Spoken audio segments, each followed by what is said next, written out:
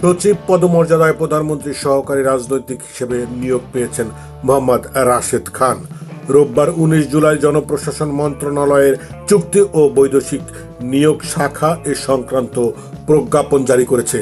রাষ্ট্রপতি আদেশক্রমে উপসচিব মোহাম্মদ গোলাম রব্বানী স্বাক্ষরিত প্রজ্ঞাপনে বলা হয়েছে, মোহাম্মদ রাশেদ খানকে অন্য যে কোনো পেশা, ব্যবসা কিংবা সরকারি, আধা সরকারি, বেসরকারি প্রতিষ্ঠান সংগঠনের সঙ্গে কর্ম সম্পর্ক পরিত্যাগের শর্তে যোগদানের তারিখ থেকে প্রধানমন্ত্রীর মেয়াদকাল অথবা তার সন্তুষ্টি সাপেক্ষে যেটি আগে ঘটে প্রধানমন্ত্রীর সহকারী রাজনৈতিক পদে সচিব পদমর্যাদায় চুক্তিভিত্তিক নিয়োগ দেওয়া হলো।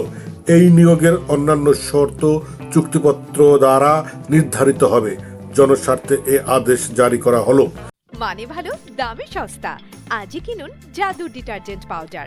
আপনার কাপড় হবে ঝকঝকে পরিষ্কার। এমকে ইন্টারন্যাশনাল কোম্পানি।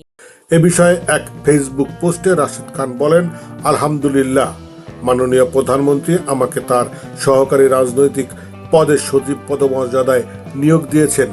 অশেষ কৃতজ্ঞতা ও ধন্যবাদ জানাই বাংলাদেশের জনগণের আস্থা ও বিশ্বাসের প্রতিমূর্তি বাংলাদেশ জাতীয়তাবাদী দল বিএনপির মাননীয় চেয়ারম্যান প্রধানমন্ত্রী জনাব তারেক রহমান স্যারকে।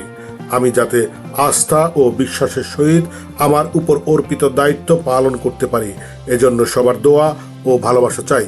নতুন জীবনের এই পথ চলায় সবার সহযোগিতা প্রত্যাশা করছি। মুক্তি টিভি নিউজ ডেস্ক।